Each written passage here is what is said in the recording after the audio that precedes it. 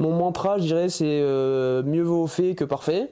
Et je pars du principe que dès que je me pose des questions et tout, bah en fait je le fais. Au pire, ce sera pas parfait, ce sera peut-être pas bien, ce sera peut-être la mauvaise décision, mais par contre je la prends et au moins ça avance, tu vois.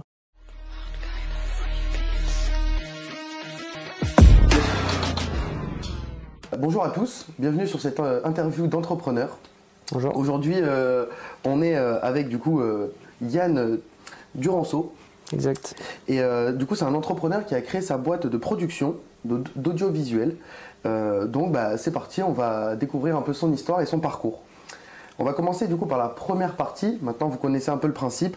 Les 10 questions qui sont les mêmes pour tous les invités. Et donc, bah, la première question que je pose à tout le monde, c'est où sommes-nous et pourquoi du coup avoir choisi cet endroit?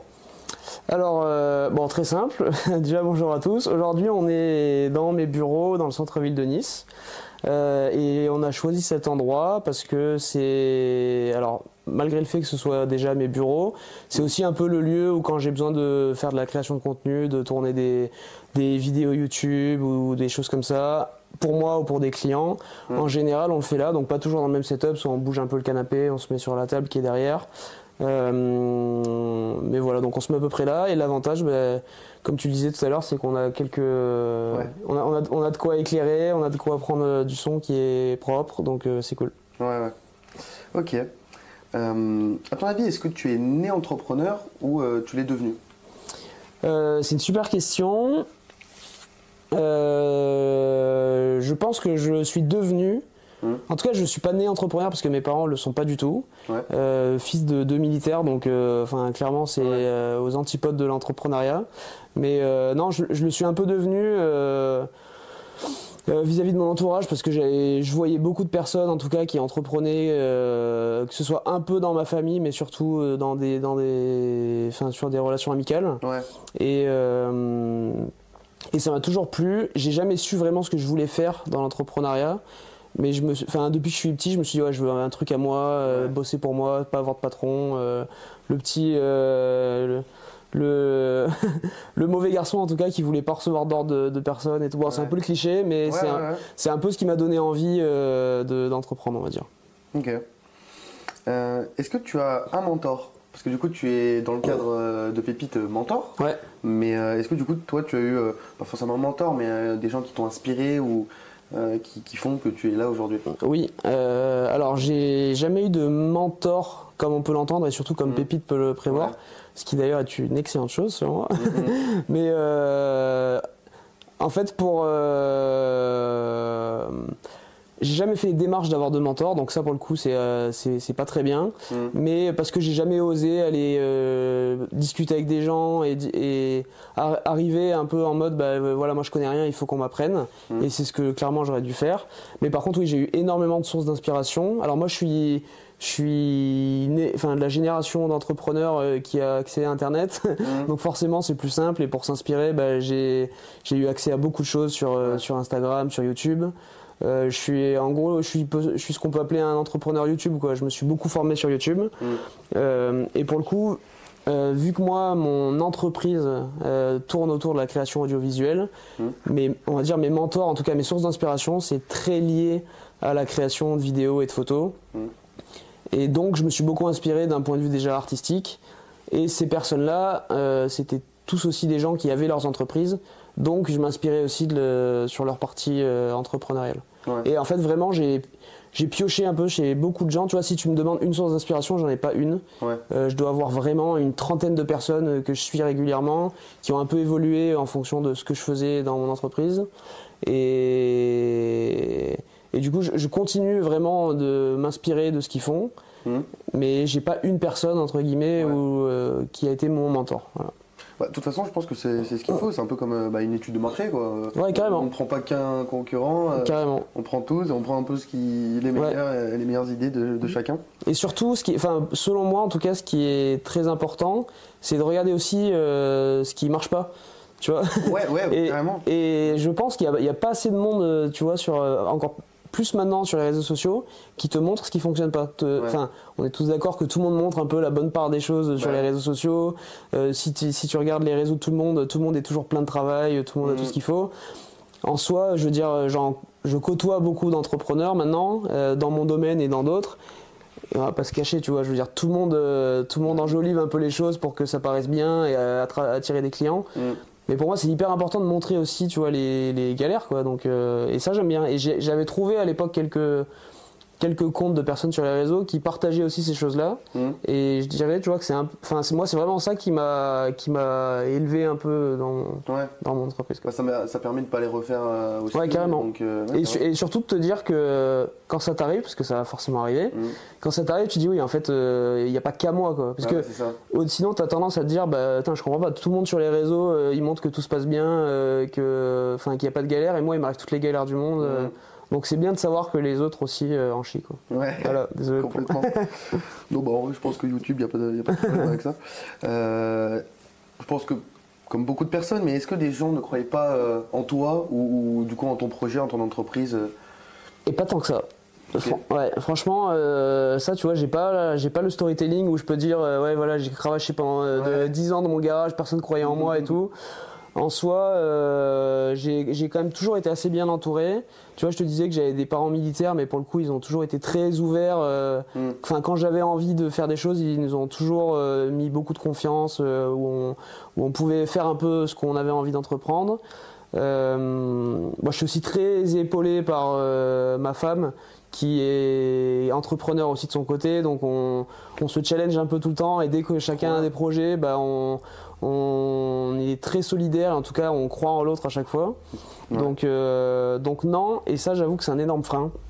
Pour le coup, je connais beaucoup d'entrepreneurs qui ont mis du temps à se lancer ou qui se sont jamais lancés parce que bah, tu vois, il y a l'entourage, non, il te faut une source de revenus qui est fixe, un travail classique, et je trouve ça trop important quand... Pas forcément qu'on te soutienne, tu vois, mais quand on croit en ce que tu fais, c'est cool. Ou qu'on dise juste, bah, ok, fais tes propres choix, quoi. Ouais, tout à fait. Alors, rien que ça, c'est... Tout à fait. Est-ce que tu réussis et comment tu as réussi à te diversifier, du coup, dans ton activité ? C'est une excellente question. En fait, j'ai eu plusieurs phases. La première phase, en gros, quand j'ai monté ma boîte de production du audiovisuel, je me suis pas tant diversifié que ça, mis à part le fait que je faisais des vidéos sur à peu près tous les domaines. Ouais.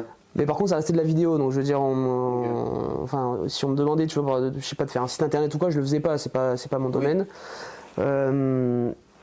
Donc des vidéos pour les sites internet, pourquoi pas ? Ouais, voilà, carrément. Ouais. Mais donc je suis vraiment resté dans le côté vidéo parce que c'est ce qui me faisait un peu vibrer et ce que j'avais envie de développer.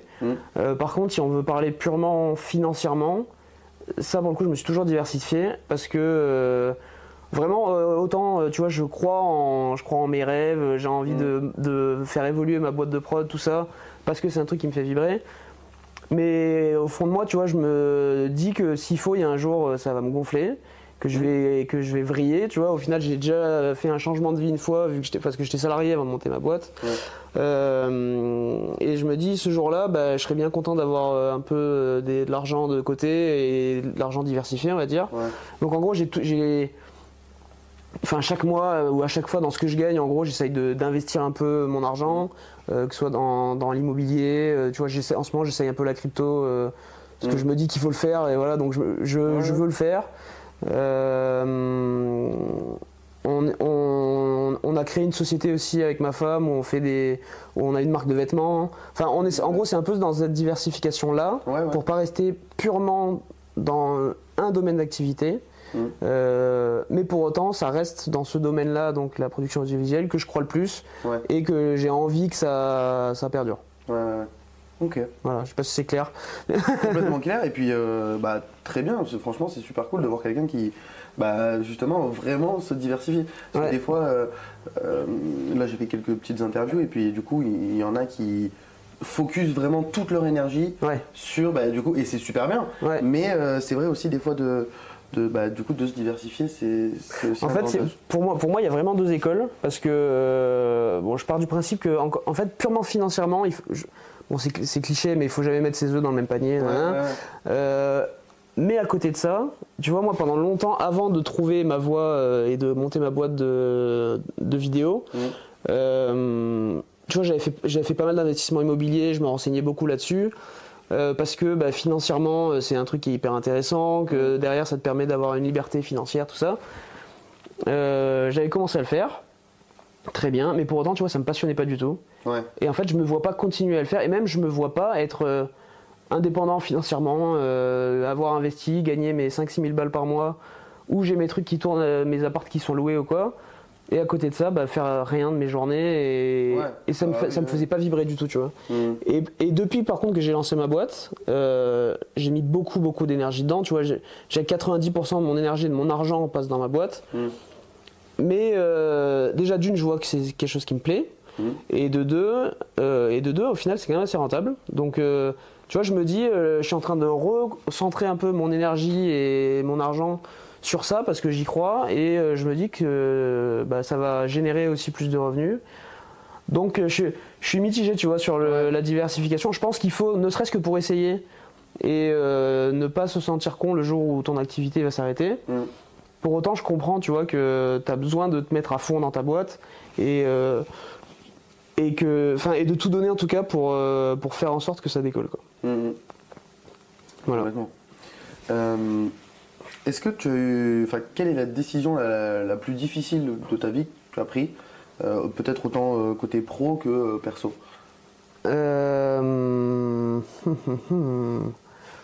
Franchement, il y en a plein.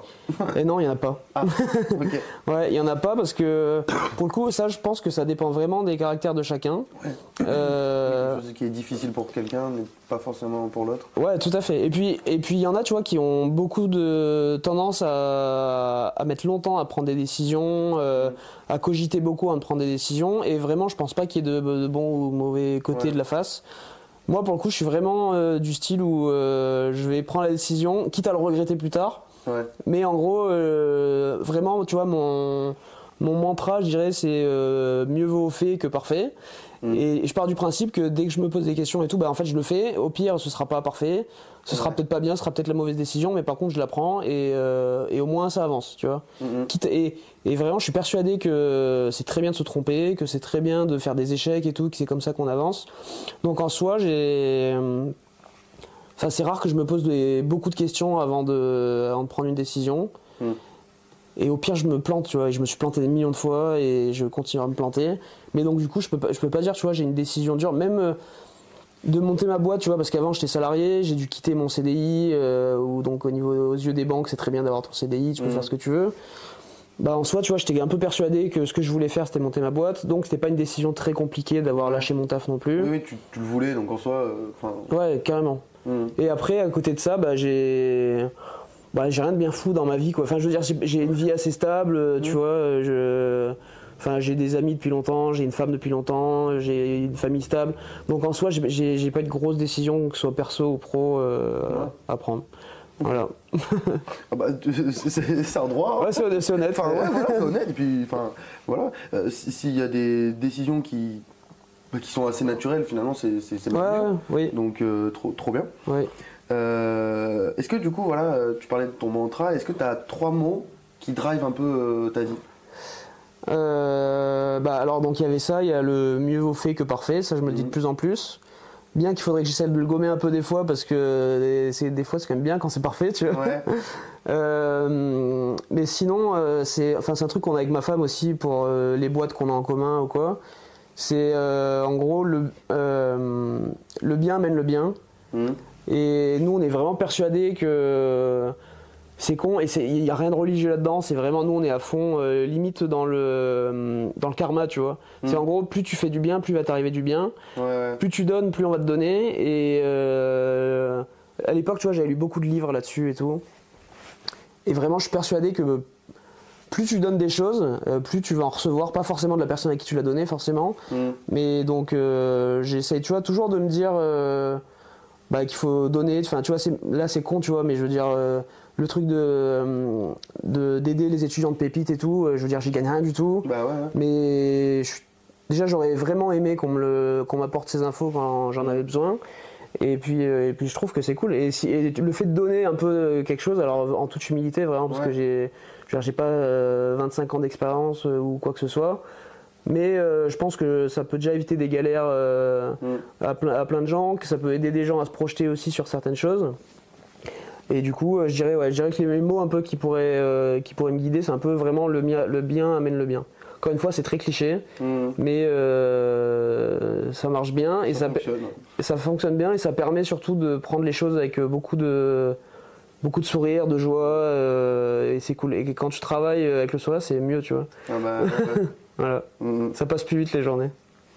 Un peu dans ce même délire, quelle est ton activité préférée pour te déconnecter, pour tout lâcher, Ouais. Voilà. Alors, j'en ai quelques-unes. En gros, à côté, bon, c'est beaucoup lié autour du sport. Depuis que je suis petit, je fais du handball à un niveau correct. Donc ça m'aide pas mal. Du coup, j'ai beaucoup de potes dans ce domaine et ça me convient bien, on va dire, ça me permet de souffler. Et à part ça, en fait, le milieu dans lequel j'évolue, moi, le domaine de la vidéo, c'est un milieu qui est quand même assez chill. Les gens que je rencontre, souvent, on est un peu dans le même état d'esprit. Et donc, ça arrive quand même souvent, tu vois, qu'au milieu de la semaine, on parte se faire une journée au ski, des trucs comme ça, avec d'autres gens qui font de la vidéo. Parce que c'est des gens qui aussi ont cette liberté de ne pas devoir poser un jour de congé au milieu de la semaine pour aller faire du ski. Et donc mes activités, c'est un peu ça en gros. C'est le sport, le hand, de partir faire une journée de ski.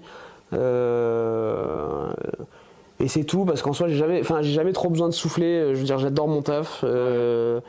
Tu vois, en plus c'est une partie qui fait partie de la vidéo, mais je suis pilote de drone aussi, donc moi je vois ça comme un jouet, tu vois, j'ai l'impression de faire des prestats où je suis payé pour jouer à la play, quoi, en fait.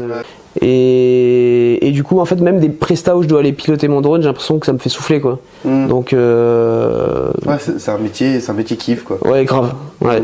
Donc non, je dirais, pour couper un peu, c'est le hand et le ski, voilà. Okay. Mais sinon, je ressens pas le besoin de couper en plus que ça, quoi. Ouais. Pas besoin d'aller voir la mer, respirer. Je le fais, hein. Je le fais parce que j'adore la mer aussi, mais je me dis jamais, là, vas-y, faut que je prenne une journée, je me mets au vert et tout. Je touche du bois, mais pour l'instant, j'ai encore jamais eu ce besoin, quoi. Ouais, c'est trop cool, franchement. La petite question chiffre, quel a été le plus gros contrat, du coup, à ce jour Ouais. Alors, j'en avais un en janvier, mais là, je viens d'en re-signer un autre. Je dirais que c'est un contrat pour une série de vidéos. Alors, les gros contrats sont rarement les plus sexy sur le papier, en tout cas dans mon domaine. Okay. Par exemple, en gros, je sors un peu du sujet pour y rentrer. Moi, mon kiff dans la vidéo, à terme, ce serait, tu vois, de faire des documentaires très axés cinématographiques, donc des documentaires très travaillés, où on parle d'un sujet qui me tient à cœur et tout. Mais par exemple, c'est des sujets qui sont très peu rémunérateurs, en tout cas dans notre milieu. C'est assez dur à vendre. Et pour autant, ce qu'on fait tous à peu près à côté, c'est de faire des tournages et des vidéos corpo, parce que c'est ce qui rapporte le plus en termes d'argent. C'est quoi du coup? En gros, c'est des vidéos d'entreprise, ou des shootings institutionnels, des choses comme ça. Ok, ouais. C'est pas le... Encore une fois, c'est très bien, vraiment, j'adore le faire, je prends beaucoup de plaisir parce que ça touche aussi à la vidéo et je m'en plains pas du tout. Mais je veux dire, si j'ai le choix entre aller tourner un documentaire en Afrique ou quoi, ou faire ça, forcément j'irai prendre le documentaire, tu vois. Mais du coup, donc le plus gros contrat que j'avais signé jusqu'à présent, c'était une série de vidéos pour un labo pharmaceutique, où je crois que le contrat c'était 13 000 €. Pour 13 vidéos, enfin pour 10 vidéos? Non, il y avait beaucoup de vidéos à tourner, mais en fait c'est un seul face cam où il y avait en gros des séries d'interviews et qu'on décline en plusieurs vidéos. Je sais pas, il doit y avoir une trentaine de vidéos. Okay, ouais. Mais en gros, du coup, c'était, je sais plus, c'était 4 jours de tournage. Derrière aussi 10 jours de montage. Ouais. Donc c'est un gros contrat, mais ça demande beaucoup de taf. Ah ouais. Mais bon, ça reste très rentable, hein, vraiment, c'est cool. Donc voilà. Ok. Trop cool, merci de ton honnêteté. Où tu te vois personnellement dans 5 ans et où tu vois ta boîte dans 5 ans. Et du coup, forcément, comment tu vas faire pour atteindre tes objectifs? Ouais. Alors, où je me vois personnellement, c'est assez compliqué parce que tu vois, je me suis toujours posé cette question avant de lancer ma boîte. Ouais. Parce que, en gros, depuis que j'ai fini mes études, tu vois, je me cherchais un peu au niveau du taf. Ouais. J'ai eu plein de tafs différents, toujours un peu dans le même domaine, mais. Et quand on me posait la question, j'avais, tu vois, à 2 mois d'intervalle, à chaque fois, c'était jamais la même réponse. Ouais. Et là, bizarrement, tu vois, depuis que j'ai monté ma boîte, tu me dis où tu te vois dans 5 ans, je me vois là, tu vois, sur ce canapé. Ce sera peut-être pas le même parce que j'espère que d'ici là, ça aura grandi, on aura changé de bureau, on aura évolué, enfin tout ça. Mais donc, où je me vois personnellement, toujours dans la même activité. En fait, personnellement, il n'aura pas beaucoup changé, mis à part le fait que j'aurai peut-être des enfants d'ici là ou des choses comme ça. Géographiquement, en tout cas, je me vois toujours à Nice, okay. Dans le sens où j'ai pas mal voyagé par le passé et c'est là que c'est là où je me sens le mieux. En tout cas, en France, je me verrais pas vivre ailleurs qu'à Nice. Okay. Et pourtant, je suis pas originaire de Nice, donc je fais pas de chauvinisme. mais je trouve que c'est quand même un bon rapport qualité-prix, on va dire, cette vie-là. Après, on essaye de bouger en fait régulièrement, tu vois. De temps en temps, on se fait 1 ou 2 mois à Bali ou ailleurs dans le monde. On essaye de faire ça. Mais voilà. Donc personnellement, je me vois toujours à Nice dans ma boîte. Et ma boîte, où est-ce que je la vois dans 5 ans? Je la vois toujours dans le même domaine. Un peu plus tournée du coup vers la partie documentaire, cinématographie, comme je te disais tout à l'heure. Comment je vais faire pour y arriver? C'est une excellente question. En fait, l'idée, c'est d'essayer de me dégager un peu de temps en plus chaque année pour essayer de faire 1 ou 2 projets perso chaque année que je puisse faire et que je puisse montrer derrière. Et derrière, une fois que tu as ça, tu vas pouvoir vendre des projets à des marques ou à des programmes pour essayer de financer ça, quoi. Ok. Et du coup, la dernière petite question, c'est une question bonus. Oui. On entend souvent la phrase, du coup, est-ce que tu aurais un conseil pour les jeunes, etc. Moi, j'ai fait en 2 parties, un conseil pour les jeunes et un conseil pour les moins jeunes. Quelqu'un qui veut se lancer dans l'entrepreneuriat, justement, après une vie de salariat, une deuxième vie qui commence. Voilà. Alors, le conseil pour les jeunes, du coup, il est beaucoup plus simple. Parce que, alors déjà, il y a ce côté générationnel où je pense quand même qu'on est moins bloqué. Qu'entreprendre maintenant, on va pas se mentir, c'est plus simple qu'avant. Tu vois, je vois à l'époque de mes parents, déjà dans les têtes, c'était dur d'entreprendre. Même au niveau administratif, financier, tout ça, c'était beaucoup plus dur. J'ai beaucoup de gens, que ce soit dans ma famille ou autres, qui ont entrepris avant, et à les entendre parler, vraiment, je sens que c'était plus compliqué avant. Donc là-dessus, on a un peu moins de mérite d'entreprendre, mais bon, on le fait. Et puis il y a plus de diversification aussi. Ouais, tout à fait. Il y a des entreprises de tout. Il y a beaucoup plus de métiers. Le numérique a quand même fait qu'on peut faire les choses assez facilement. Donc mon conseil aux jeunes, pour essayer de pas trop sortir du sujet, c'est d'aller avoir plein d'échecs. d'aller essayer plein de choses et de se tromper. Et vraiment, en fait, encore une fois, c'est con, mais je trouve ça tellement important de se tromper et d'avoir plein de galères. Donc c'est vraiment c'est de se lancer et de pas se dire je vais me planter, quoi, parce que en fait c'est tout ce que je leur souhaite, tu vois, de se planter, et comme ça au moins après ils apprendront, ils se planteront plus. Et pour des moins jeunes, tu vois, c'est là où c'est plus compliqué. Parce que pour le coup, pareil, j'ai aussi plein d'histoires à côté de moi de gens qui ont été salariés pendant 30 ans et qui rêvent maintenant de lancer leur boîte. Et là, c'est plus dur, tu vois. C'est plus dur parce que t'as déjà peut-être des responsabilités familiales ou t'as besoin de gagner tes thunes pour payer les études de tes enfants, j'en sais rien. T'as ce côté où dans ta tête, quand même, pendant très longtemps, t'as été salarié, on t'a dit que c'était bien d'être salarié, et t'as ce cadre un peu duquel il faut sortir. Et encore une fois, là, je pense quand t'es un peu moins jeune, t'as moins d'opportunités de te planter, parce que les conséquences sont déjà tout de suite un peu plus élevées. Et mon conseil, c'est super dur. C'est super dur comme question. C'est pas grave, on peut. Je dirais. Je dirais de bien se faire entourer par son conjoint si on en a un. Et en soi, je pars du principe que l'entrepreneuriat, tu vois, même si on est souvent très seul. En gros, c'est un travail d'équipe et même si ton conjoint ou ta conjointe n'est pas entrepreneur ou entrepreneuse, je sais pas comment on dit, c'est important de se faire épauler et que l'autre comprenne qu'on va avoir besoin de lui et que si ça plante, que ce soit financièrement ou dans la tête ou quoi, il faut qu'on se sente que l'autre y a les reins solides et on va pas se retrouver tout seul, quoi. Ouais. Parce que déjà qu'on a nos peurs, si en plus l'autre. Ouais, grave. Ouais, c'est sûr que ouais. Voilà. Ok. Après, la deuxième question est un peu plus compliquée parce que je me considère encore d'un parti jeune. Ouais. Donc, j'ai rien à apprendre à ceux qui sont plus âgés que moi, on va dire, mais voilà, ce que j'en pense, c'est ça, quoi. Ok. Bah écoute, merci beaucoup pour déjà cette première partie et toutes ces expériences que tu nous partages. Avec plaisir. Du coup, dans cette deuxième partie, on va plus reprendre ta vie. Là, c'était vraiment question un peu ciblée, etc. Ouais. Là, on va partir, du coup, voilà, première question, où tu es né, etc. Pour plus aller voir, du coup, ton parcours et ensuite peut-être tes aspirations pour le futur. Ok. Voilà. Donc, ouais, première question, où tout a commencé, où tu es né Alors, je suis né en banlieue parisienne, mais j'ai jamais vécu à Paris. Enfin, comme je te disais tout à l'heure, donc mes parents étaient militaires, donc je suis né à l'endroit où ils étaient à ce moment-là. Ouais. Et après, on a beaucoup bougé. J'ai eu la chance de partir vivre en Afrique avec mes parents pendant 2 ans quand j'étais au collège. Ça, je dirais quand même que ça a beaucoup joué sur ma vie. Que ce soit ma vie perso ou même ma vie d'entrepreneuriat. C'était à quel âge à peu près ? J'avais entre 10 et 12 ans, je crois. Ok, oui, donc on est déjà bien construit, etc. Ouais, j'étais bien conscient de ce qui se passait dans la vie, voilà, quoi. C'est ça, ouais. Et à côté de ça, tu vois, j'ai vu beaucoup de choses.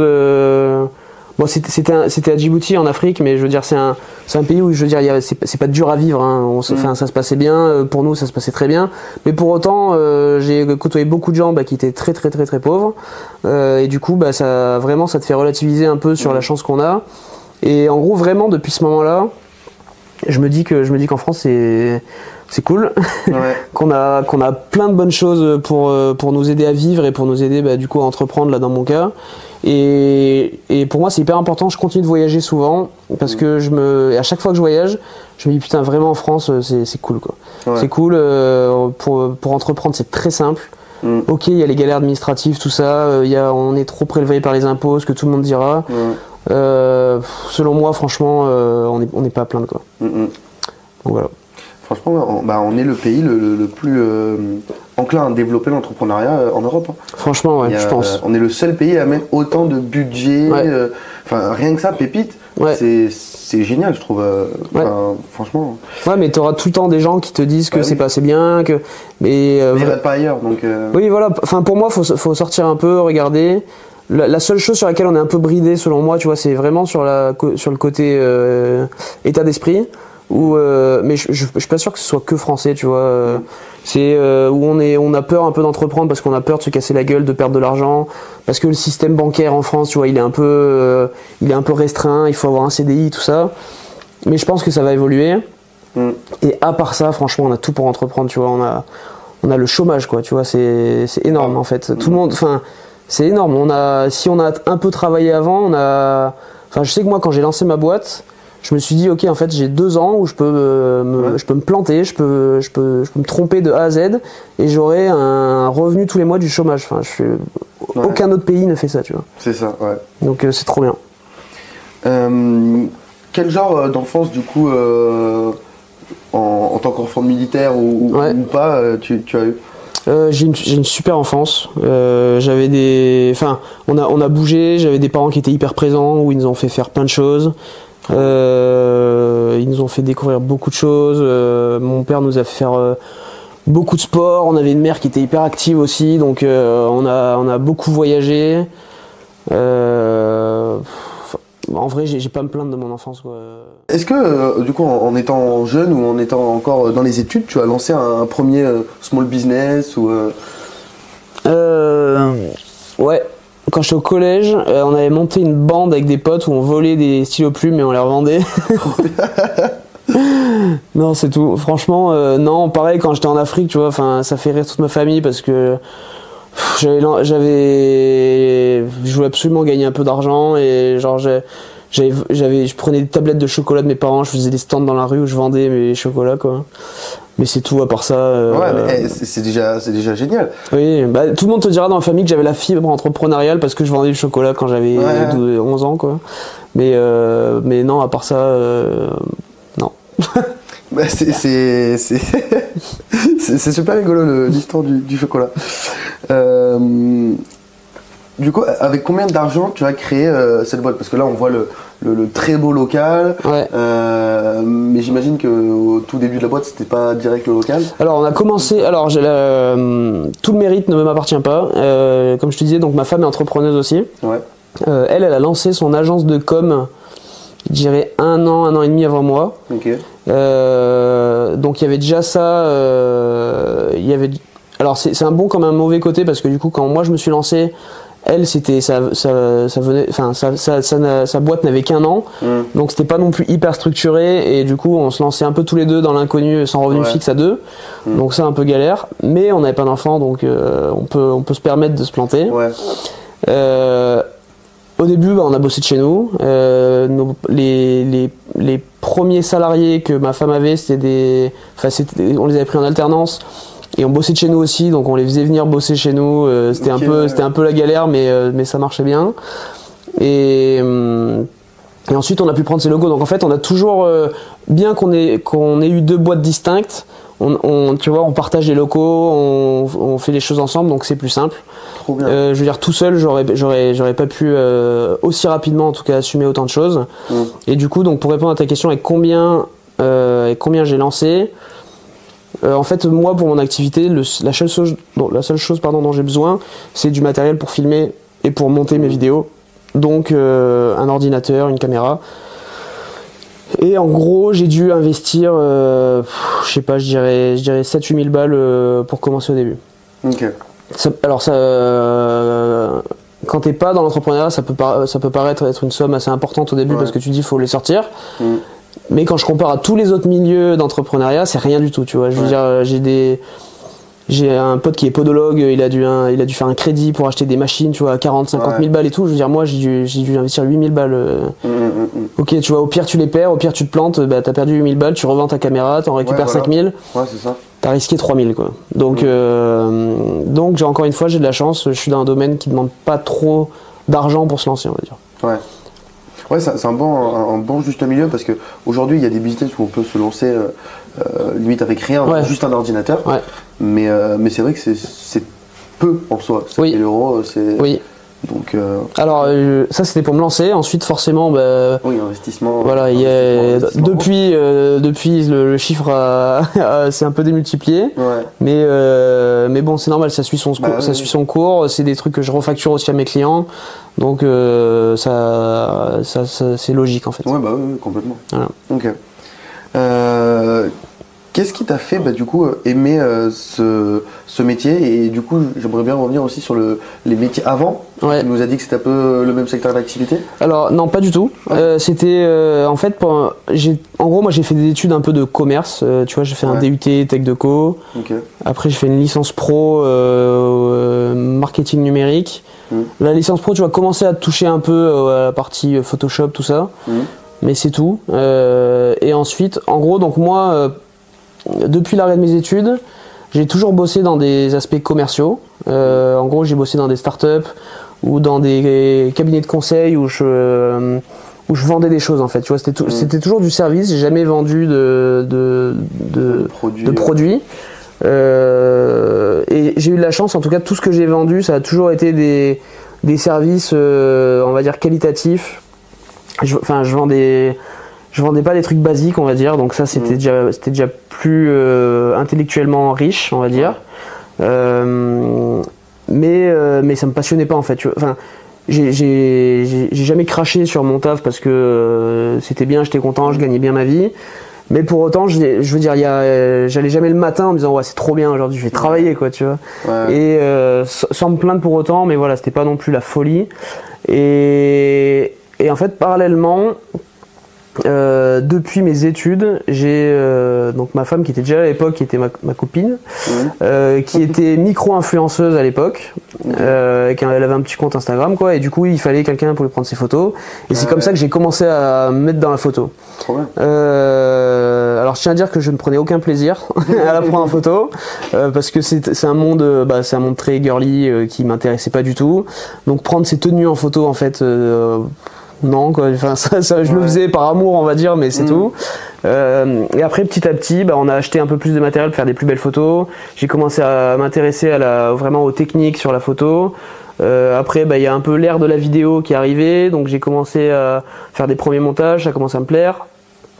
Et en fait, en parallèle de mon taf, je commençais à prendre goût à ce domaine-là. Et du coup, ma femme qui avait lancé... Sur la fin de mon activité, en gros, ma femme avait lancé son agence de com et elle commençait à avoir de temps en temps quelques clients qui avaient besoin d'un shooting photo, des trucs comme ça. Donc je le faisais le week-end, sur les jours fériés, je posais des congés pour aller faire ça. Et en fait, dès que ça a commencé à bien prendre et que je voyais que j'avais du contenu qui était vendable, en tout cas au niveau de la qualité, j'ai lâché mon taf et je suis parti entreprendre. Ok. Voilà. Trop bien. Est-ce que tu as recruté des employés? Alors, sur ma structure, directement à moi, non. Et je ne veux pas. Okay. Par contre, du coup, ma femme, sur son agence de com, on travaille quand même beaucoup ensemble. Elle a 2 employés. Donc, on a commencé à prendre avec les moyens qu'on avait en alternance. Là, il y en a une qui a pu passer en CDI, donc on est super content. Et la deuxième qui est en alternance, on croise les doigts, mais on aimerait aussi pouvoir la garder en CDI. Ok. Pourquoi tu aurais dû venir postuler ici en fait. Ouais. Pourquoi moi je ne veux pas recruter parce que je suis contrairement à ma femme du coup c'est vraiment une agence d'influence, une agence de com où ça se justifie d'avoir des personnes qui travaillent tous les jours sur ces dossiers. Moi en fait si tu veux quand j'ai des besoins, c'est des besoins sur des tournages donc c'est ponctuel, c'est des gens que je vais prendre pour la journée. Ouais voilà, souvent je bosse avec des freelances. En fait on s'est monté un peu une équipe de personnes qui bossent dans ce secteur où on se fait bosser beaucoup entre nous. Ouais. Mais je pars du principe où je préfère faire appel à des freelances que je vais bien payer, ils seront contents et tout va bien se passer et le travail sera qualitatif. Ouais. Plutôt que de me tuer à prendre quelqu'un où je vais déjà ça coûte, ça c'est un peu l'inconvénient mais ça coûte cher tu vois d'embaucher quelqu'un en France et où je vais devoir me forcer à prendre beaucoup de travail quitte à ce que ça ne nous plaise pas mais juste pour payer son salaire. Enfin c'est pas vraiment la façon dont je vois les choses et pour l'instant ça me convient bien. Encore une fois c'est lié à mon domaine de la vidéo parce qu'il n'y a pas des tournages tous les jours et que j'arrive à assumer la grande partie de la charge de travail quoi. Ok ouais. Voilà. Peut-être qu'à terme ça évoluera, mais très honnêtement c'est pas mon souhait parce que aujourd'hui on a en fait bon si on réunit un peu les entreprises avec ma femme on est 4 donc on est nous 2 plus nos 2 salariés. Ça se passe très bien, on veut pas que ça grossisse beaucoup plus que ça parce que maintenant on a entièrement confiance en elle et ça nous permet nous aussi, tu vois, quand je te disais tout à l'heure quand on veut partir 1 mois, 2 mois à Bali, de pas avoir cette charge mentale de se dire putain il va y avoir telle personne à gérer, à manager, il faut lui fournir du travail, enfin moi comme ça me convient. Ok. Et du coup partir sur cette question là. Du coup, dans ton métier, c'est beaucoup plus simple de partir 1 mois, c'est possible. Ouais. Et comment, du coup, tu gères ton travail à distance? Alors, encore une fois, c'est une question de vision des choses. J'ai plein de potes qui sont dans le même domaine que moi qui se le permettent pas. Ouais. Alors, au final, ça se goupille plutôt bien. En général, il y a vraiment 1 mois plein chaque année où on part. C'est aussi parce qu'on a monté je te disais alors, on a monté une marque de fringues qu'on fait faire à Bali. Donc c'est un peu l'excuse pour aller à Bali 1 mois par an à chaque fois pour voir les fournisseurs. Mais en fait non, j'articule si tu veux. En gros 2 mois avant que je parte, j'essaye de caler tous mes tournages et tous mes shootings avant de partir. Ouais. Et tout le mois où je suis à Bali par exemple, j'ai que de la post-prod, je fais du montage ou des retouches photos. Mais je pourrais pas non plus partir, tu vois, 3-4 mois d'affilée. Parce que faut revenir pour des tournages. Ouais, voilà, je veux dire, c'est bien, enfin, je sais bien de faire des montages à l'étranger, c'est cool, tu vois, je suis au bord de la piscine et tout à faire le montage. Mais si j'ai rien à monter, c'est compliqué, quoi. Donc, non, par contre, l'idée, c'est vraiment à terme, tu vois, c'est de bosser genre 3 mois ici, partir 1 mois, revenir 3 mois, repartir 1 mois, et d'essayer d'articuler ça comme ça. Ça se fait assez facilement, honnêtement. Ouais, c'est de l'organisation. Ouais, c'est juste de l'organisation. Mais c'est vrai que c'est un métier qui le permet. Au final, nos bureaux, tu vois, il suffit juste que si on part, on les ferme, ou nos employés sont là pour bosser ici. Voilà. Trop bien. Donc non, c'est aussi un des nombreux avantages de mon taf. Ouais. Et du coup, c'est quoi ta journée type du coup, soit quand tu vas du coup faire de la production, ou alors soit montage, etc. Alors je vais pas faire le relou à dire j'ai pas de journée type. J'ai des journées types. Soit du coup je suis en tournage ou en shooting. Dans ce cas-là, ça dépend un peu des tournages, mais en gros, souvent ça commence tôt le matin, ça finit tard le soir. Il y a une partie un peu logistique où souvent la veille ou quoi, on prépare tout le matos et on fait en sorte que tout soit prêt pour le lendemain et qu'on commence. Et ensuite, ma deuxième journée type, c'est quand j'ai pas de tournage et du coup, je suis vraiment full post-production. Donc là, c'est ici au bureau.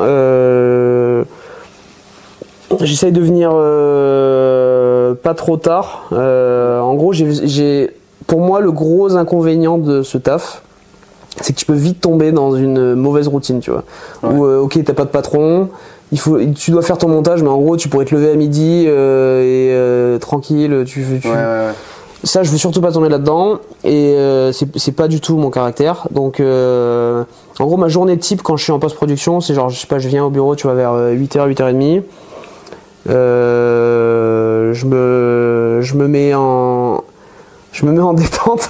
En gros, je viens souvent en survêt ou quoi, et je reste devant mon bureau toute la journée et je fais mes montages.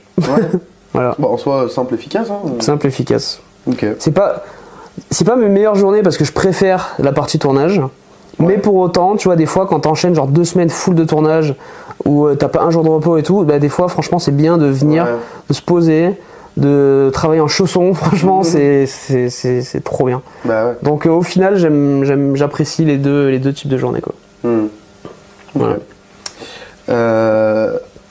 Est-ce que du coup, tu aurais des conseils pour des tournages, pour autant la préparation avant que justement quand tu y es et que du coup, typiquement, voilà, pour l'interview, qu'est-ce qu'il faut faire pour prévoir tout ça?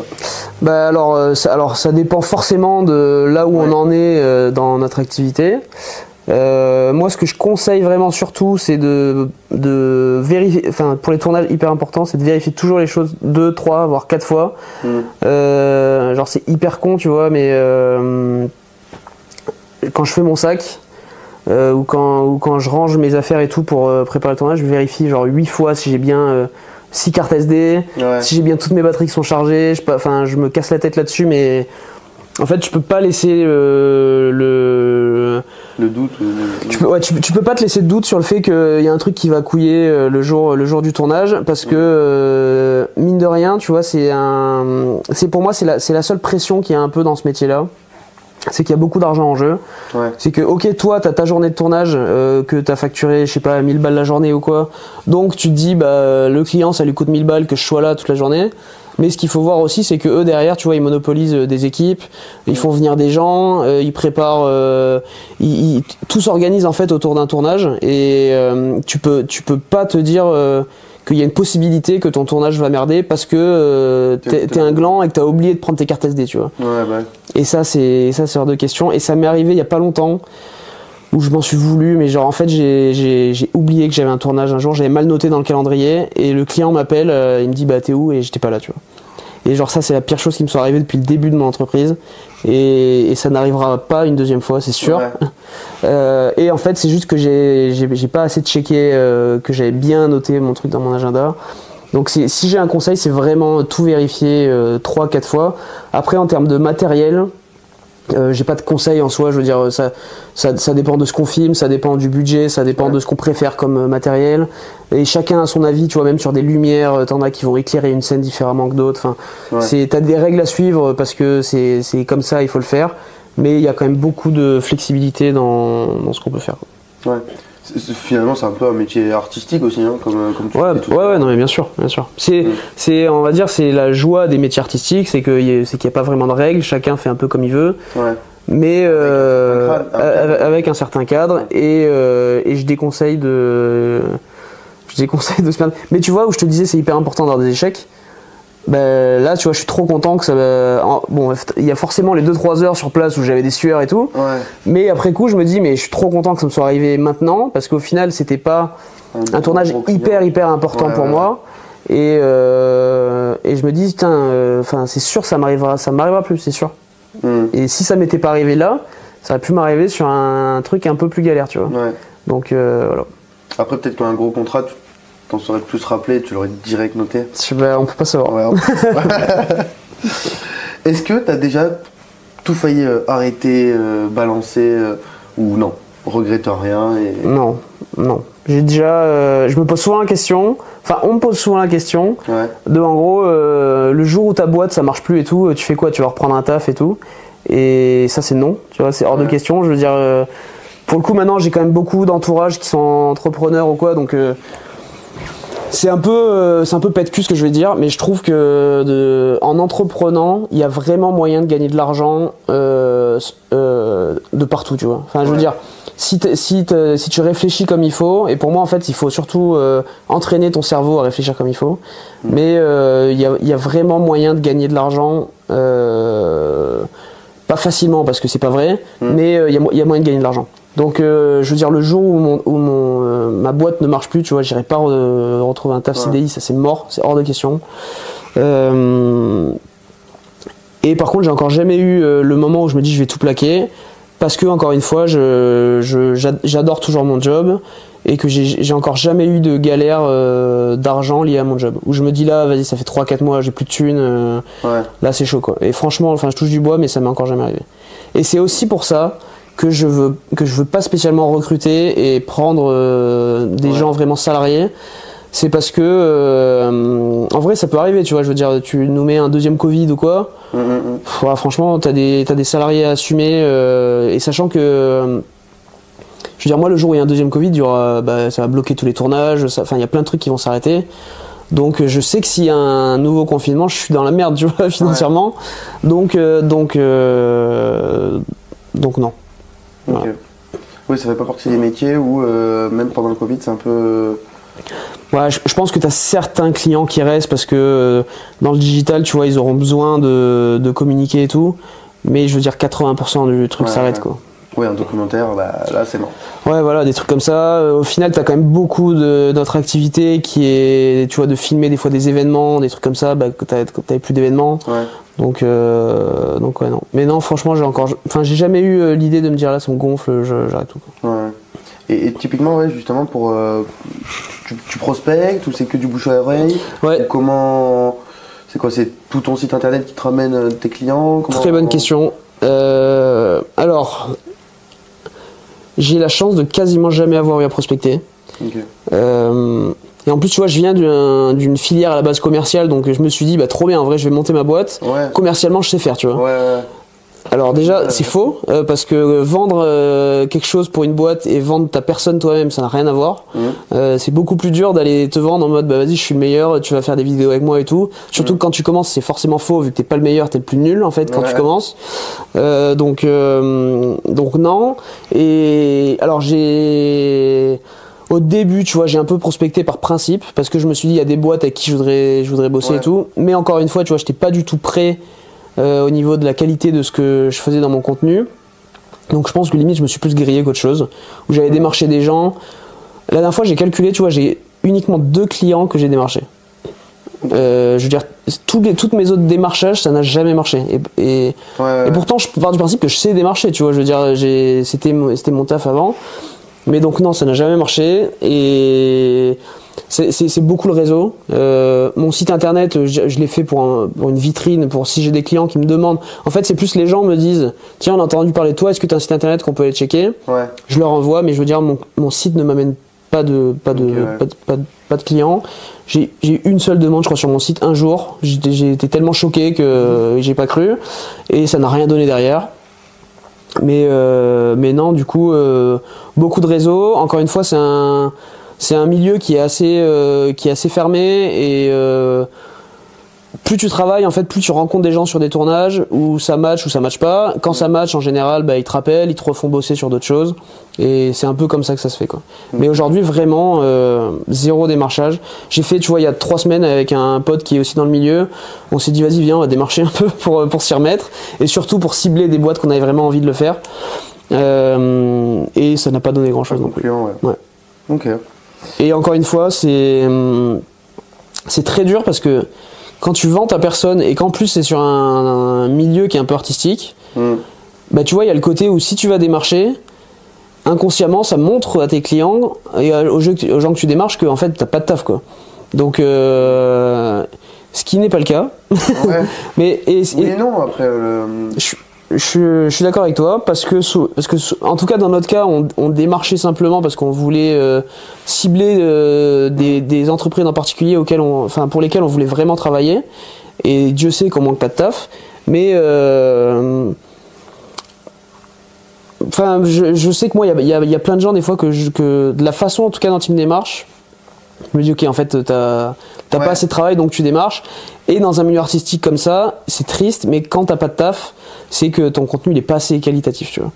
Parce que vraiment dès que tu commences à faire des trucs de qualité, ça se sait, ça se voit, les gens te font bosser. Je connais plein de gens, tu vois, qui ont 1000 fois plus de talent que moi, qui se sont lancés et au bout d'un an, ils ont fait genre 100 000 balles de chiffre d'affaires parce que les mecs sont trop talentueux.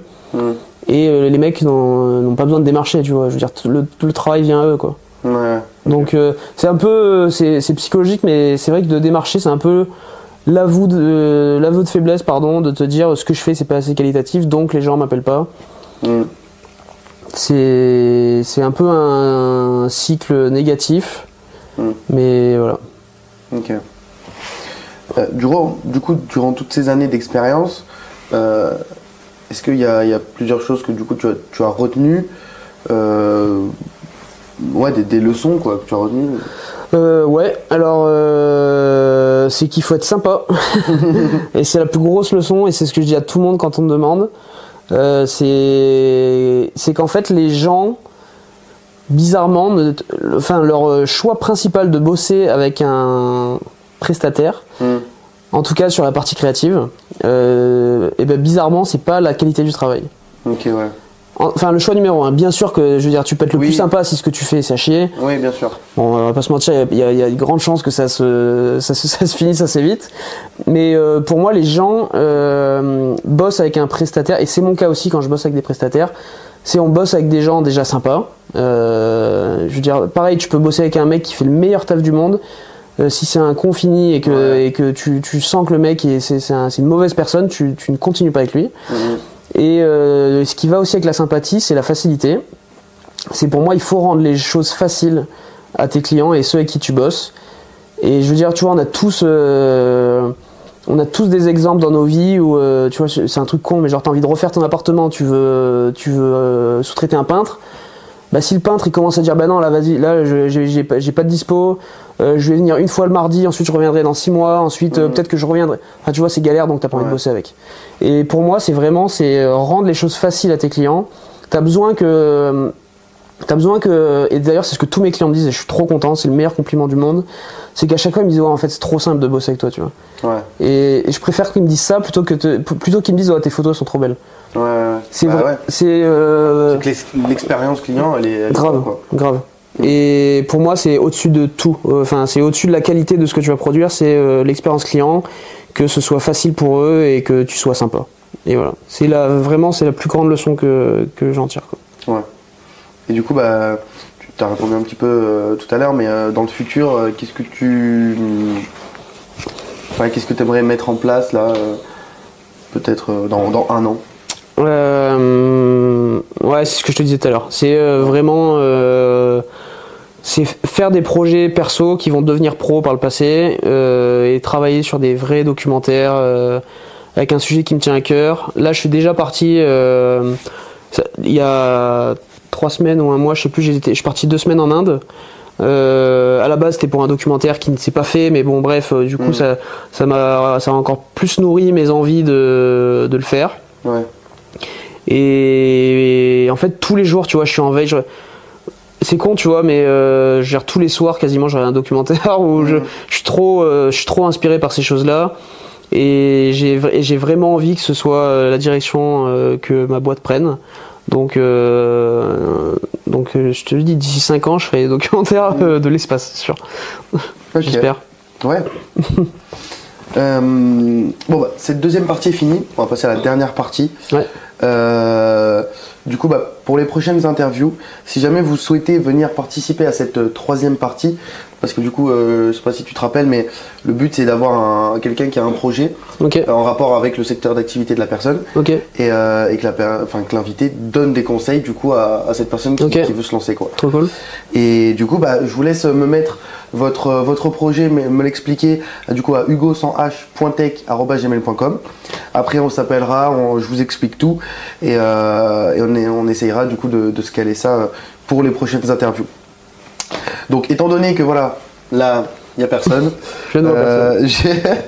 j'ai pris du coup mon exemple personnel. Normalement en général je prends un autre exemple, mais bon là ça colle bien, donc voilà. Est-ce que du coup tu aurais des conseils pour à la fois quelqu'un qui veut se lancer uniquement sur les réseaux sociaux, donc peut-être que ça serait peut-être plus l'expérience de ta femme du coup, et ou du coup quelqu'un qui là par exemple dans le cadre d'interview où c'est un peu plus cadré, où il y a un peu plus de matos, etc. Voilà, c'est 2 types. Alors, quelqu'un qui voudrait se lancer dans les réseaux sociaux, alors effectivement, ma femme y répondrait mieux que moi, mais à force de discuter avec elle, je commence à avoir quelques notions. Je dirais que vraiment, l'idée c'est de trouver un secteur vraiment sur lequel on va se baser, qui nous plaît avant tout.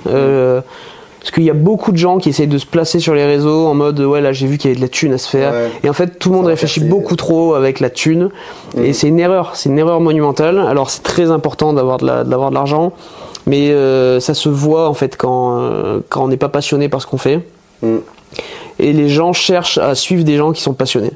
Et du coup je pense qu'il y a des millions de réseaux, il y a des millions de secteurs en tout cas sur lesquels on peut se baser. Je pars du principe vraiment qu'il y a du travail pour tout le monde dans tous les secteurs. Il suffit juste d'être passionné, d'avoir ce petit truc qui te fait vibrer.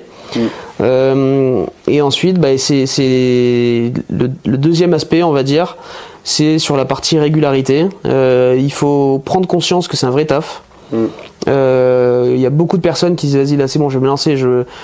Tu vois, l'histoire des influenceurs, je veux dire, c'est l'histoire de la vie en fait. C'est tout le monde est jaloux des influenceurs parce qu'ils disent ouais putain tout l'argent qu'ils se font et tout, je pourrais faire pareil. Mais il y a un taf derrière, tu vois. Enfin, je veux dire, les gens travaillent. Alors certes, il y a beaucoup d'argent qui est derrière, j'en suis conscient. Mais je veux dire, il y a un travail et je veux dire, tout n'arrive pas comme ça. Et donc c'est de se dire qu'il va falloir avoir de la régularité, qu'il va falloir travailler beaucoup, longtemps, toujours pareil. Et en fait, tu peux pas te dire, là, je vais travailler sur les réseaux. En tout cas, pour moi, c'est pas un travail, c'est pas un truc où tu peux te dire, je vais taffer 3 mois à fond, ensuite je vais partir 2 mois au Mexique tranquille sur la plage, et je reviendrai 2 mois après, les gens seront toujours là et tout. Et c'est faux, tu vois. Je veux dire, pour moi, c'est la régularité et la passion qui fait tout, quoi. Ça, c'est pour la partie réseaux sociaux. Ça te convient comme réponse? Ouais. Et pour la partie vraiment interview, c'est le conseil que je t'ai donné un peu avant qu'on commence cette interview, c'est que le plus important c'est le son. Et j'ai beaucoup d'exemples là-dessus.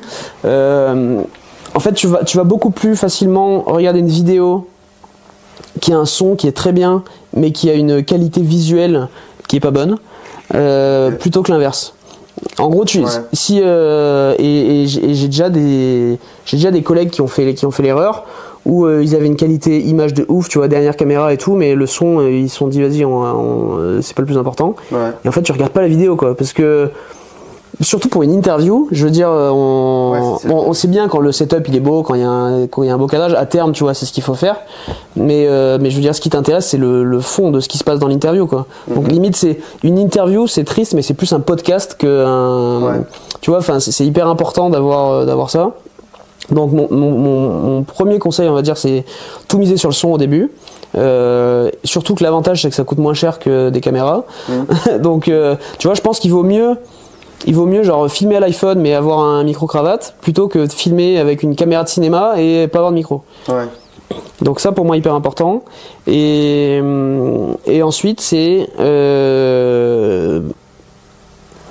on vient du coup sur la partie de l'image.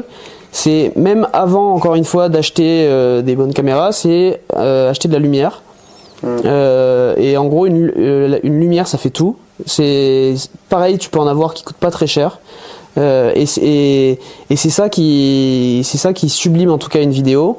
Encore une fois, tu peux prendre la meilleure caméra du monde et si tu regardes les backstage des films ou des interviews professionnelles et tout, genre t'as 800 lumières autour, t'as les mecs qui mettent 2 jours à installer des lumières, alors que et il vient poser sa caméra au milieu, tu vois. Donc c'est numéro 1 le son, numéro 2 la lumière, et numéro 3, quand il te reste du budget, t'achètes ta caméra.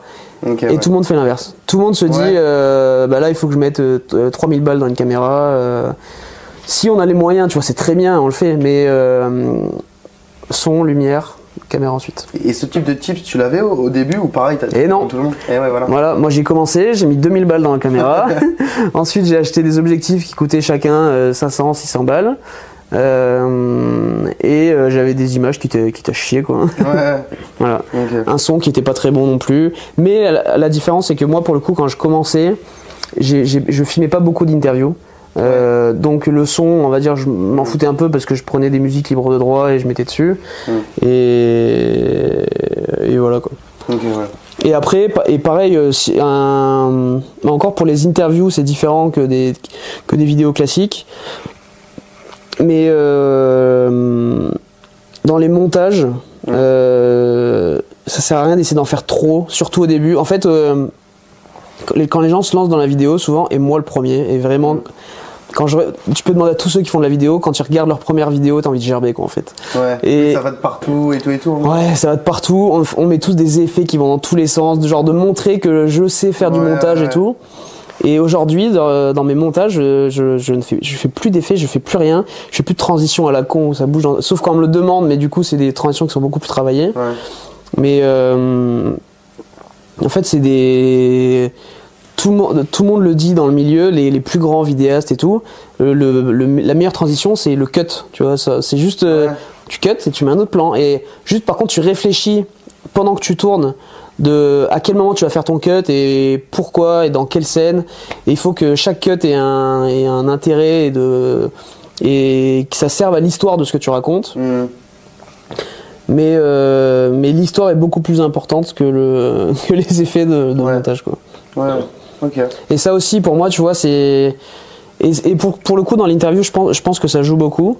C'est que l'histoire, enfin bon, c'est con, c'est classique, mais l'histoire est beaucoup plus importante que la forme.